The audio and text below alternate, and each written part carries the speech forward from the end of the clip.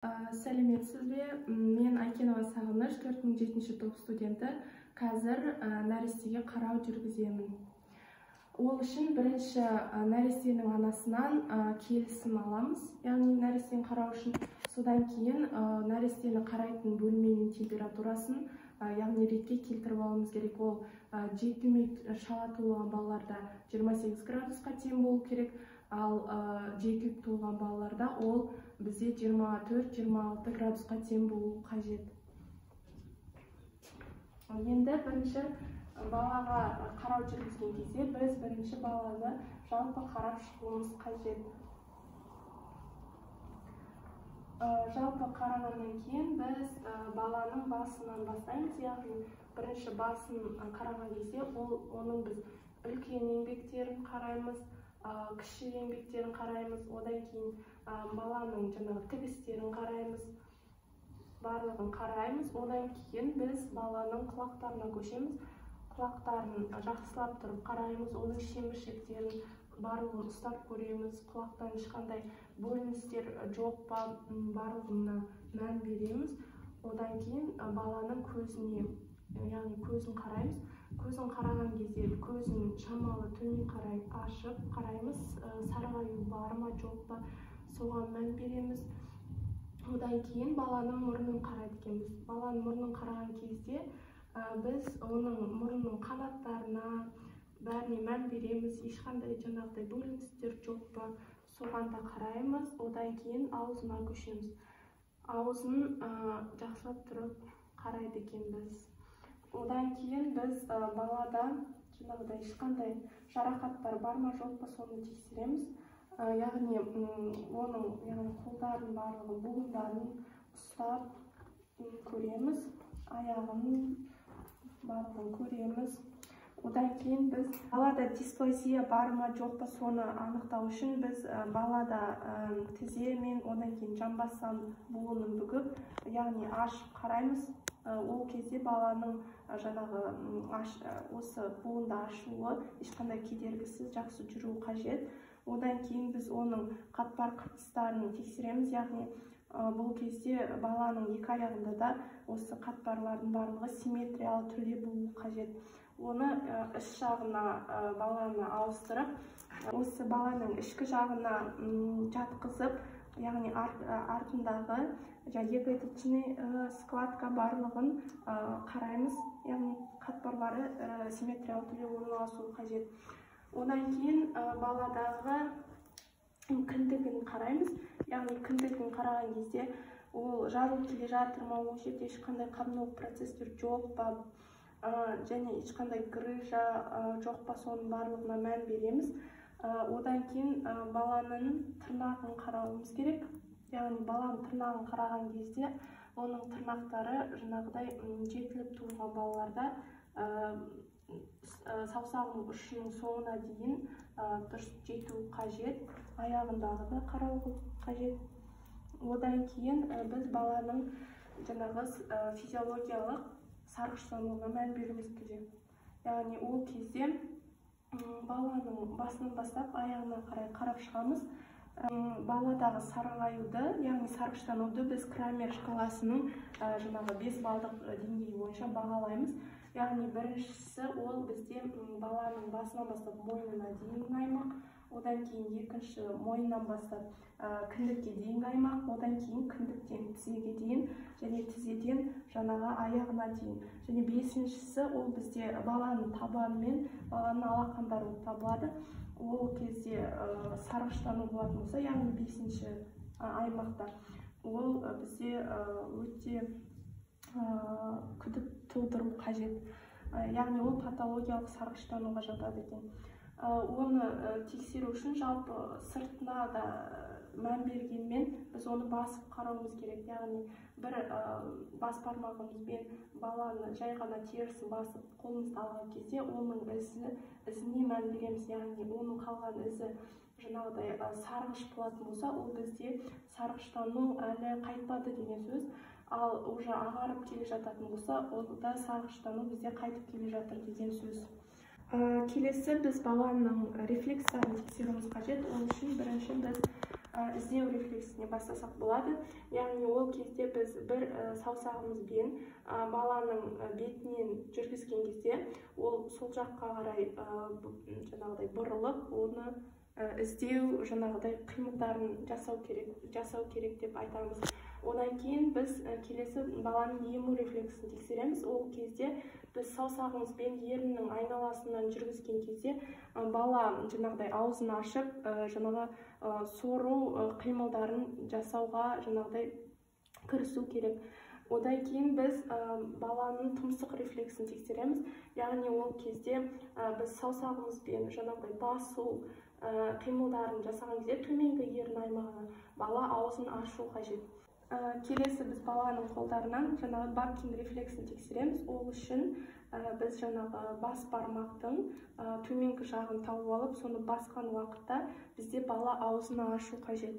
Одан кейін бізде жаңағы хватательный дейміз, немесе Робинсон рефлексі.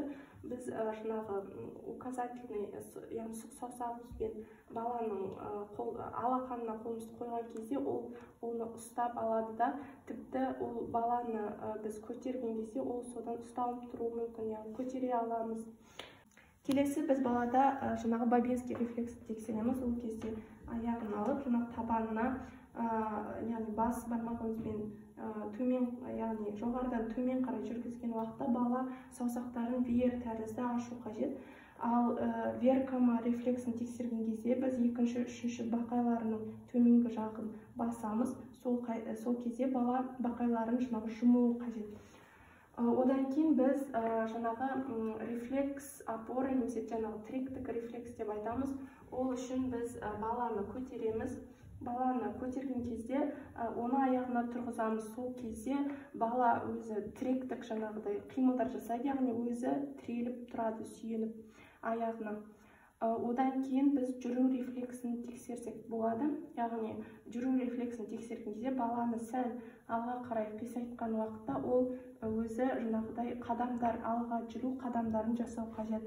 Яғни біз оның қадамдарын тексерген кезде екі аяғы да қозғалысқа жаңағы ұшырай ма жоқ па, соны қараймыз. Біз одан кейін баланың қорғаныс рефлексін тексерсек болады. Ол үшін баланы ішімен жатқызамыз. Ішімен жатқызған кезде ол автоматты түрде басын сол жаққа немесе оң жаққа бұрады, себебі бала дем алу қажет.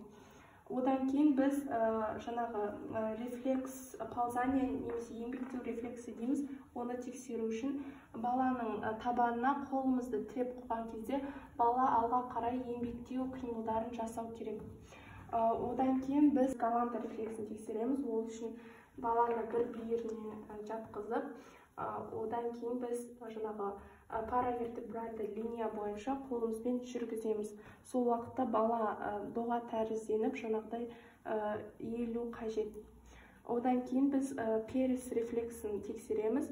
Ол кезде баланы ішінен жатқызамыз, және де бір саусағымызбен жаңағыдай барлық омыртқа қырқаларынан керісінше, яғни көпчіктен бастап жоғары қарай былай басып өткен кезде балада ауырсыну сезімі болады да, ол жаңағыдай басымен жаңағы жамбас аймағын көтереді де, ал қолы мен аяқтарын керісінше жаңағы бүгеді.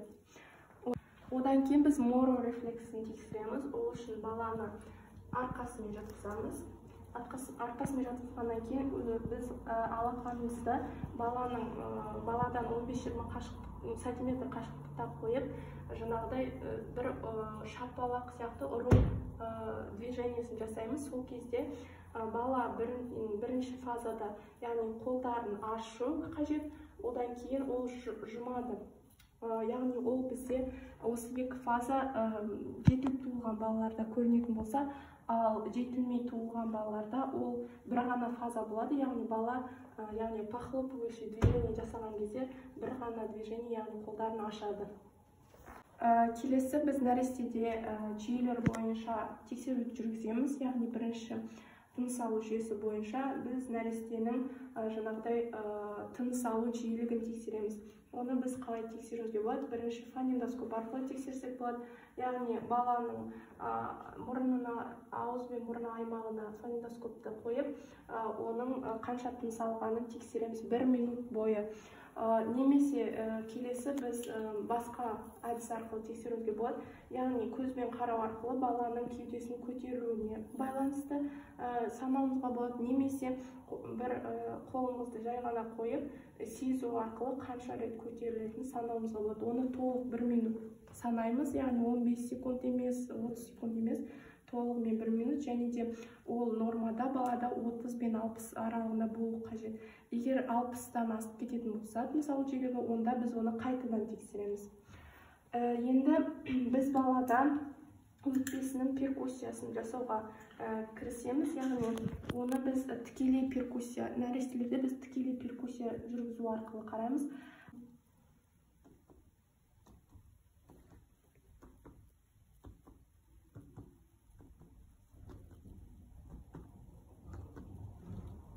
Уже артқы аймақты қараймыз, яғни баланы ішінен жатқызып,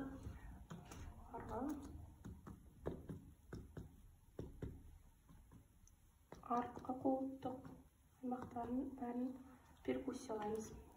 Одан кейін біз балаға өкпе аускультациясын жүргіземіз. Дәл сол нүктелер бойынша.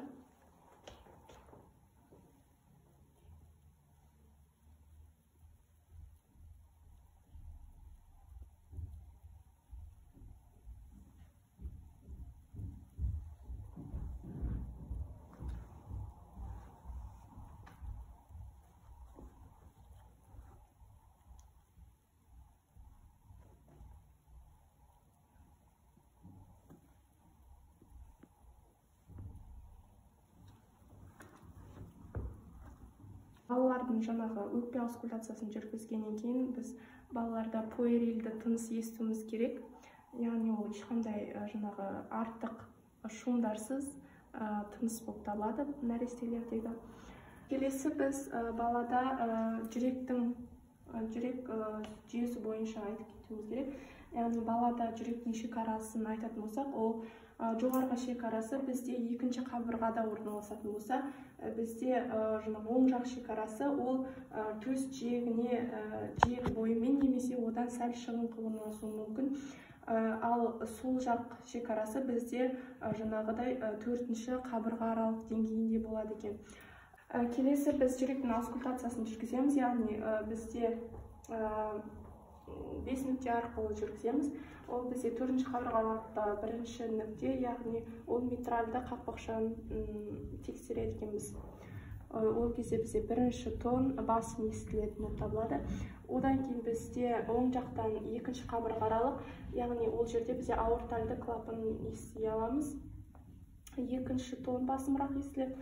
Одан кейін оң жақтан бізде қайтадан 2-ші қабырға аралық туросимметриялы. Ол жерде біз жаңағы өкпе сабауын ести алады екенбіз.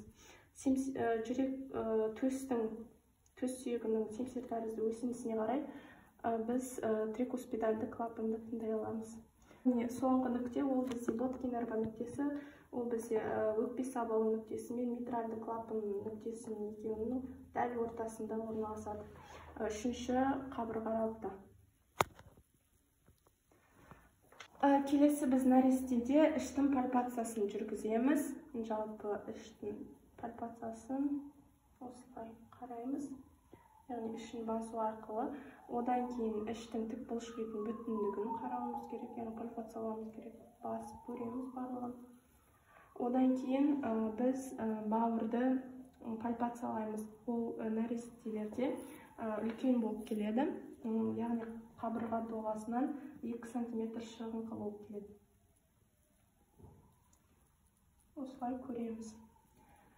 Жалпы осы барлық нәтижелерді қорытындылай келе, біздің нәрестеде ешқандай патология жоқ, барлығы қалыпты деп айта аламыз.